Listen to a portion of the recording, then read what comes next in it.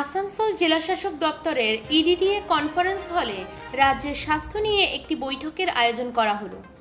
যে বৈঠকে উপস্থিত ছিলেন জেলাশাসক, অতিরিক্ত জেলাশাসক সঞ্জয় পাল, CMOHO সহ নানান স্বাস্থ্য আধিকারিকেরা। জেলার স্বাস্থ্য নিয়ে আলোচনা করা হয় এই বৈঠকে। আমাদের দুটো মিটিং ছিল, এগুলো রুটিন মিটিং। আমাদের একটা ছিল লেপ্রোসি কেস ডিটেকশন ক্যাম্পেইন, একটা শুরু হবে 3 তারিখ থেকে, সেটার জন্য একটা আমাদের ডিস্ট্রিক্টের মনিটরিং কমিটি মিটিং হলো। আমাদের বাড়ি বাড়ি গিয়ে টিম করবে এবং কারো লেপ্রোসি আছে কিনা খুঁজে বের করার জন্য, তো সেটার জন্য একটা মিটিং ছিল। আর একটা ছিল ডিস্ট্রিক্ট টিবি ফোরামের মিটিং। আমাদের এই দুটো কমিটিরই চেয়ারম্যান ডিস্ট্রিক্ট ম্যাজিস্ট্রেট স্যার, ওনারা চেয়ারম্যানশিপে আমাদের এই দুটো মিটিং হচ্ছে। টিবি পেশেন্ট আমাদের প্রায় বছরে 2000 মতো কেস পাই, কিন্তু আমাদের যা প্রতি লাখে 100 মতো কেস আমরা পাচ্ছি। আরও কিছু বেশি হওয়ার কথা, কিছু কেস হয়তো মিস করছি, সেটা নিয়ে আজকে মিটিংয়ে আলোচনা হবে।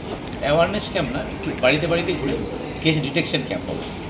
এখন টিলের আমরা 162 ডোনারকে পেয়েছি এবং 356 অ্যারাউন্ড স্যার। অ্যাকচুয়ালি বেশিরভাগ ইন্ডাস্ট্রি আমাদেরকে অ্যাক্সেস দিচ্ছে, মানে আপনার প্রিভিয়াসলি ডিএম স্যারের একটা লেটার আমরা নিয়ে ওটা যখন ঢুকতে যাচ্ছি, সেখানে আমরা সেই কোঅপারেশনটা পাচ্ছি না। রিপোর্ট সংবাদ শিরোনাম। আপনারা দেখছেন সংবাদ শিরোনাম।